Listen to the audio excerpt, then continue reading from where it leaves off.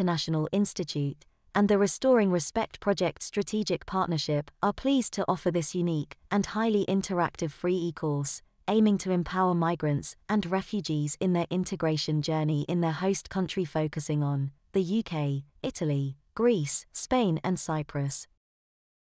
The e-course has 4 modules, which aim to provide migrants and refugees with practical tools on how to settle, search, prepare and get a job, use information technology. Ultimately, the e-course aims to restore respect in migrants and refugees' profile by boosting their employability and enhancing their integration potential. The e-course can be paused as many times as needed. It takes approximately 10 non-stop hours to fully complete all modules and take the CPE test. Additional reading material are also provided for optional further learning and research.